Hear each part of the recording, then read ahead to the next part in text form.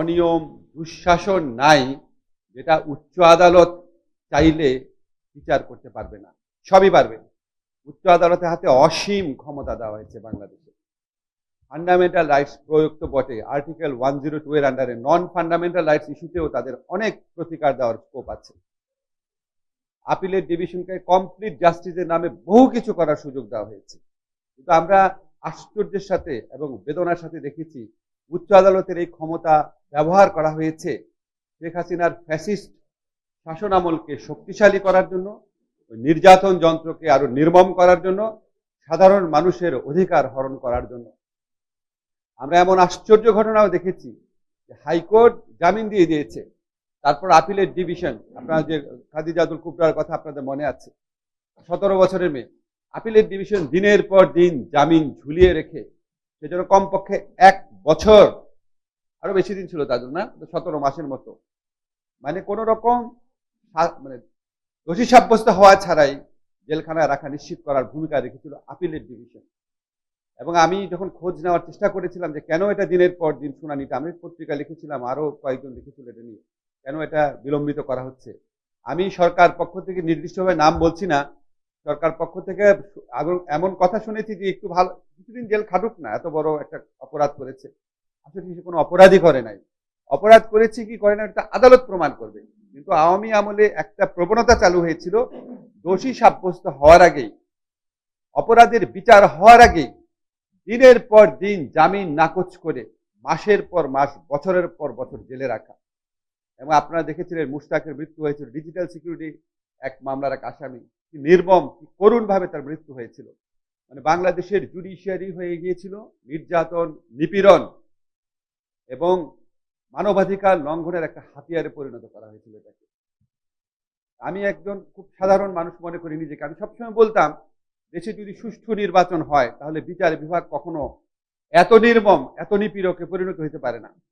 মনে আছে সেলিম ভাইরা মাঝে মাঝে বলতো জ্বলন্ত করুণ থেকে ফুটন্ত করাই, কিন্তু আমার একটা থিওরি আছে, আমি আজকেও বলে যাই, দেশে 5 বছর পর পর নির্বাচন হলে, জনগণের রায় প্রকৃতভাবে প্রতিফলিত হলে বাংলাদেশে যে অত্যাচারী দলগুলো আছে, শাসক দলগুলো, তারা এতটা অত্যাচারী হতে পারে না। এটা আমরা 91-এ দেখেছি, 96-এ দেখেছি, 2001-এ দেখেছি।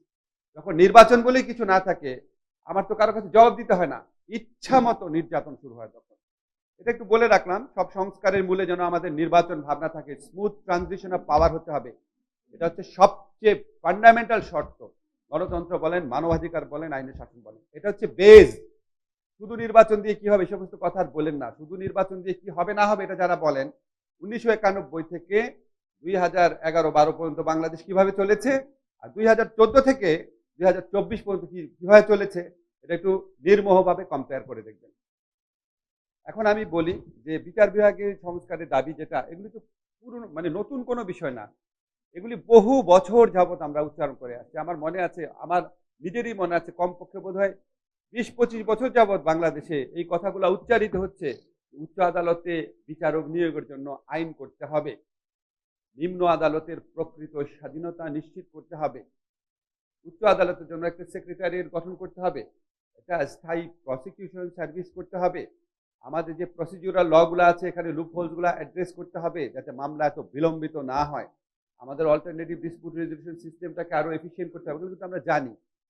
এখন তারপরেও যখন আমরা একটা সংস্কারে যাই, আমরা সংস্কার কমিশন হয়েছে, আপনারা দেখেছেন বিচার বিভাগ সংস্কার কমিশন হয়েছে, আমি যখন এখানে দায়িত্বপ্রাপ্ত হয়েছি, আমার কাছে মনে হয়েছে আমি এখানে আসলাম কেন, I can't make any difference, আমার তো আসার দরকার নাই। আমার খুব হতাশ লাগতো, এই সংস্কার কমিশন কবে রিপোর্ট দিবে, পলিটিক্যাল পার্টির সাথে ডায়লগ হবে, তারপর আমি কি আর সময় থাকবে। ফরচুনেটলি আমি সংস্কার কমিশনের সাথে কথা বলেছি, আমাদের চিফ অ্যাডভাইজারের সাথে কথা বলেছি, উনি বলেছেন যেসব বিষয়ে অলরেডি জাতীয় ঐক্যমত্য আছে সেটা করে ফেলো, দেরি করার দরকার নাই। তারপর আমরা সংস্কার কমিশনে আপনাদেরকে জানাতে চাই, বিচার বিভাগ সংস্কার কমিশনের পারমিশন নিয়ে ওনাদের সাজেশনের ভিত্তিতে আমরা কিছু সংস্কার করছি। কয়েকটা জিনিস জানিয়ে দিয়ে যায় এখানে। একটা হচ্ছে উচ্চ আদালতে বিচারক নিয়োগ, এটা হচ্ছে আমি মনে করি বাংলাদেশের সর্বনাশের অন্যতম কারণ। আমরা কেউ লক্ষ্য করি না, আমরা সারাক্ষণ খালি নিম্ন আদালতে স্বাধীনতা, নিম্ন আদালতে স্বাধীনতা বলে চিৎকার করি। নিম্ন আদালতের স্বাধীনতা বলতে আমরা বুঝি যে উচ্চ আদালতের কাছে তার জবাবদিহিতা থাকবে, এটাই তো। এখন উচ্চ আদালতে যদি হয় সবচেয়ে দুর্নীতিগ্রস্ত, সবচেয়ে মানে পলিটিক্যাল পার্টির প্রতি সবচেয়ে লয়াল, সবচেয়ে দলবাজ, তাহলে এই নিম্ন আদালত স্বাধীনতা দিয়ে আপনি কি করবেন? ঠিক আছে, তাহলে প্রথম আমাকে ফিক্স করতে হবে উচ্চ আদালত। উচ্চ আদালত ফিক্স করতে হলে প্রথম যেটা করতে হবে সেটা হচ্ছে নিয়োগটা ঠিক করতে হবে।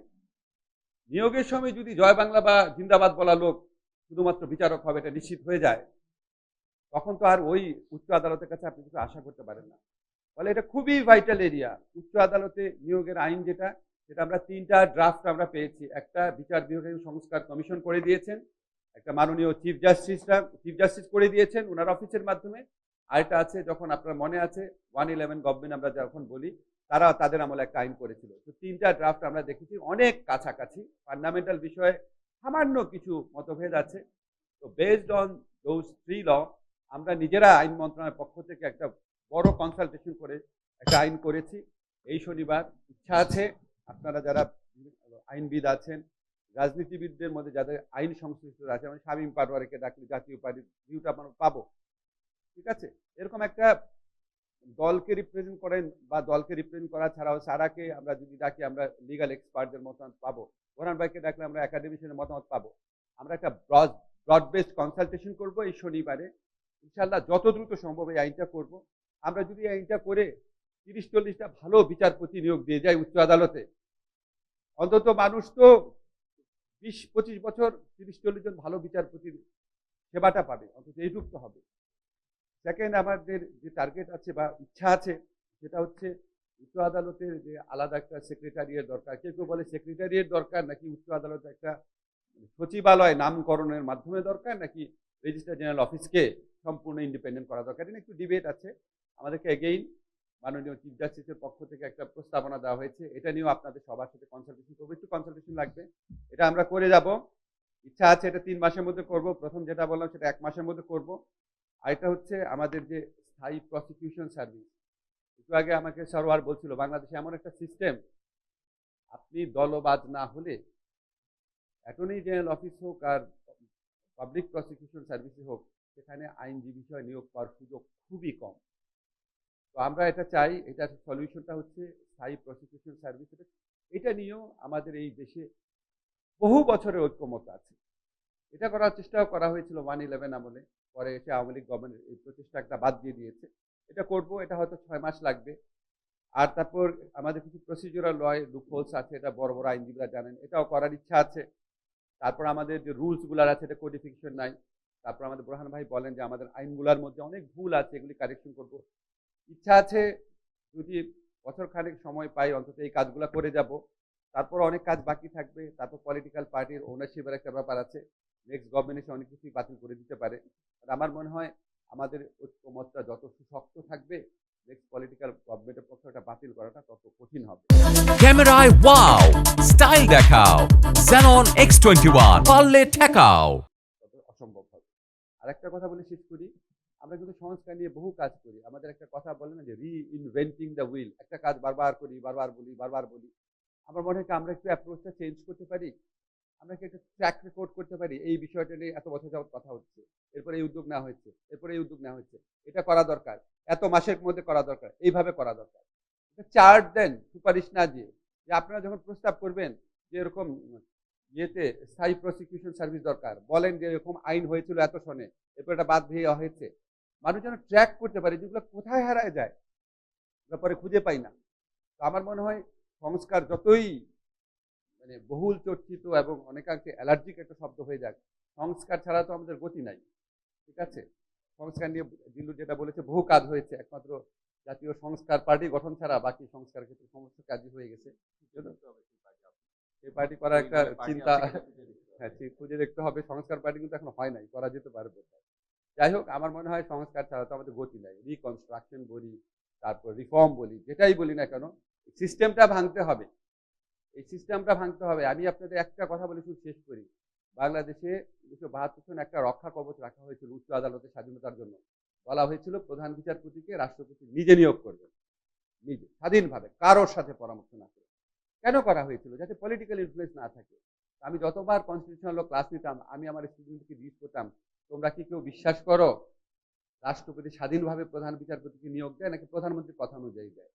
আজ পর্যন্ত একটা স্টুডেন্টও বলে নাই যে রাষ্ট্রপতি স্বাধীনভাবে দেয়। তারা সবাই কোথাও লেখা নাই, কিন্তু প্রত্যেকে জানে এটা প্রধানমন্ত্রী ইচ্ছাই দেয়।